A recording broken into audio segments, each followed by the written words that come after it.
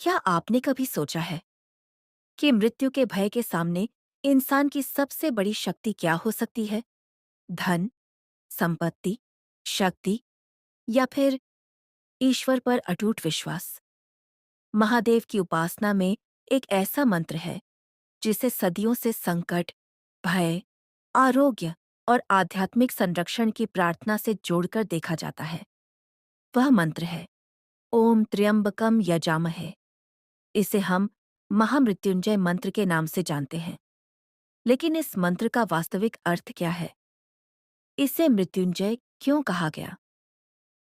और क्या इसका अर्थ सचमुच मृत्यु को जीत लेना है? इन सवालों का उत्तर जानने के लिए हमें केवल मंत्र के शब्द नहीं, बल्कि उसके भीतर छिपे आध्यात्मिक भाव को समझना होगा। महामृत्युंजय मंत्र ओम त्र्यंबकम यजामहे सुगंधिम पुष्टिवर्धनम उर्वारुकमिव बंधनान मृत्योर्मुक्षीय मामृतात्। यह मंत्र ऋग्वेद 7.5.9.1 में मिलता है और शिव उपासना की परंपरा में अत्यंत प्रसिद्ध है। अब आइए इसके प्रत्येक भाव को सरल भाषा में समझते हैं। त्र्यंबकम, त्र्यंबक अर्थात 3 नेत्रों वाले भगवान शिव। शिव का तीसरा नेत्र केवल एक धार्मिक प्रतीक नहीं, बल्कि ज्ञान और अंतर्दृष्टि का भी प्रतीक माना जाता है। 2 आंखें हमें बाहरी संसार दिखाती हैं, लेकिन तीसरा नेत्र उस सत्य को देखने का प्रतीक है जो बाहरी दिखाई देने वाली चीजों से कहीं गहरा है। यजामहे अर्थात हम उस दिव्य सत्ता की उपासना करते हैं। यहाँ साधक अपने अहंकार को पीछे रखकर भगवान के प्रति समर्पण का भाव रखता है। सुगंधिम पुष्टिवर्धनम, भगवान शिव को उस दिव्य शक्ति के रूप में स्मरण किया जाता है जो जीवन में पोषण, मंगल और आध्यात्मिक विकास का भाव उत्पन्न करे। उर्वारुक में बंधनान, यहाँ एक सुंदर उपमा आती है। जैसे पक चुका फल अपनी बेल से सहज रूप से अलग हो जाता है, वैसे ही साधक प्रार्थना करता है कि वह भय, अज्ञान और संसार के बंधनों से मुक्त हो सके। और फिर आता है मृत्योर्मुक्षीय मामृतात्, अर्थात है प्रभु हमें मृत्यु के बंधन से मुक्त करे, लेकिन अमृत स्वरूप सत्य से वंचित न करे। ध्यान दीजिए, यह केवल मुझे कभी मृत्यु न आए जैसी सरल इच्छा नहीं है। इसका आध्यात्मिक भाव इससे कहीं गहरा है। यह जीवन और मृत्यु के भय से ऊपर उठने, ईश्वर की शरण लेने और अमृत तत्व की ओर बढ़ने की प्रार्थना है। महामृत्युंजय मंत्र की चर्चा होते ही एक प्रसिद्ध पौराणिक कथा याद आती है, मार्कंडेय की कथा।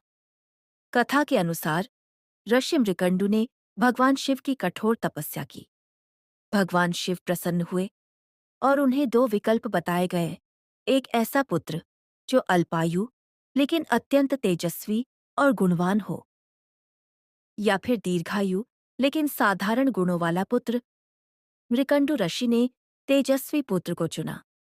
उनके घर मार्कंडेय का जन्म हुआ, लेकिन कथा के अनुसार उनकी आयु केवल 16 वर्ष निर्धारित थी। जैसे जैसे वह समय निकट आया, मार्कंडेय ने भगवान शिव की भक्ति और उपासना में स्वयं को पूरी तरह समर्पित कर दिया। जब नियत समय आया, तब यमराज उनके प्राण लेने के लिए आए। मार्कंडेय भगवान शिवलिंग से लिपट गए और महादेव की शरण में चले गए। कथा में आगे आता है कि भगवान शिव प्रकट हुए और अपने भक्त की रक्षा की। इसी प्रसंग के कारण मार्कंडेय को शिव भक्ति और अटूट श्रद्धा का महान उदाहरण माना जाता है। लेकिन यहाँ एक महत्वपूर्ण बात समझना जरूरी है। ये एक पौराणिक धार्मिक कथा है, वैज्ञानिक रूप से मृत्यु को रोकने का प्रमाण नहीं। भय कितना भी बड़ा क्यों न हो, श्रद्धा और आत्मबल इंसान को उसके सामने खड़े होने की शक्ति दे सकते हैं। महामृत्युंजय मंत्र को मृत्युंजय क्यों कहा जाता है? अब शायद आपके मन में यही प्रश्न होगा, अगर मृत्यु जीवन का स्वाभाविक सत्य है, तो फिर इसे मृत्युंजय क्यों कहा गया? क्योंकि आध्यात्मिक दृष्टि से मृत्यु पर विजय का अर्थ केवल शरीर की मृत्यु को रोक देना नहीं माना जाना चाहिए। कई परंपराओं में इसे मृत्यु के भय पर विजय के रूप में समझा जाता है। जब मनुष्य समझता है कि शरीर नश्वर है, जब वह जीवन की अनिश्चितता को स्वीकार करना सीखता है, जब वह भय के स्थान पर विश्वास को चुनता है, तब उसके भीतर एक अलग प्रकार की शक्ति उत्पन्न होती है। यही इस मंत्र का आध्यात्मिक संदेश है। मंत्र का जप कैसे करें? अब बात करते हैं पारंपरिक जप विधि की। यदि आप महामृत्युंजय मंत्र का जप करना चाहते हैं, तो सबसे पहले एक शांत और स्वच्छ स्थान चुनें। स्नान करके स्वच्छ वस्त्र धारण करना परंपरा में शुभ माना जाता है। भगवान शिव या शिवलिंग के सामने बैठकर कुछ क्षण अपनी श्वास को शांत करें। फिर मन को स्थिर करके मंत्र का उच्चारण करें। आप चाहें तो अपनी क्षमता और साधना की परंपरा के अनुसार माला से जप कर सकते हैं। लेकिन याद रखिए, संख्या से पहले भाव महत्वपूर्ण है। 108 बार जप करना एक प्रचलित धार्मिक परंपरा है, लेकिन केवल संख्या पूरी कर लेना ही साधना का उद्देश्य नहीं है। मंत्र का उच्चारण यथासंभव स्पष्ट रखें। जल्दबाजी न करें। हर शब्द को समझते हुए जप करें। और यदि आप किसी विशेष अनुष्ठान, पुरस्चरण या कठिन साधना की विधि अपनाना चाहते हैं, तो किसी योग्य गुरु या विद्वान आचार्य से मार्गदर्शन लेना उचित है। शिव उपासना की परंपरा में महामृत्युंजय मंत्र को संकट और भय के समय भगवान शिव की प्रार्थना के रूप में विशेष महत्व दिया जाता है। कई भक्त इसे स्वास्थ्य और कल्याण की प्रार्थना के साथ छपते हैं, लेकिन इसे किसी बीमारी का चिकित्सकीय उपचार या मृत्यु से बचने की निश्चित गारंटी समझना उचित नहीं है।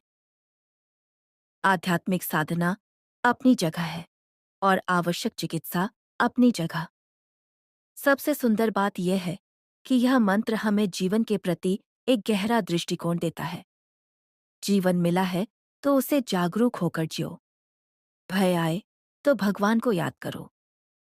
संकट आए तो धैर्य रखो। और जब परिस्थितियां आपके नियंत्रण से बाहर हों, तो उन्हें स्वीकार करने की शक्ति मांगो। अब एक अंतिम बात ध्यान से सुनिए। जब अगली बार आप महामृत्युंजय मंत्र का जाप करें, तो केवल यह मत सोचिए कि मेरी परेशानी कब खत्म होगी। इसके बजाय यह भाव रखिए, हे महादेव, मुझे इतनी शक्ति दीजिए कि मैं अपनी परेशानी के बीच भी शांत रह सकूं। मुझे सही कर्म करने का विवेक दीजिए, मेरे भय को कम कीजिए और मुझे सत्य के मार्ग पर चलने की शक्ति दीजिए। यही भाव मंत्र को केवल उच्चारण से उठाकर साधना और आत्मचिंतन की ओर ले जाता है। और अब हमारी यात्रा अभी समाप्त नहीं हुई है, क्योंकि अगले भाग में हम जानेंगे शिव गायत्री मंत्र के बारे में। उसका अर्थ क्या है, इसे शिव उपासना में किस भाव से जोड़ा जाता है और जप करते समय कौन सी बातें ध्यान में रखनी चाहिए। तो वीडियो को यहीं मत छोड़िए, क्योंकि अगला भाग इस पूरी श्रृंखला का एक और महत्वपूर्ण पड़ाव होने वाला है। बोलिए हर हर महादेव। ओम नमः शिवाय।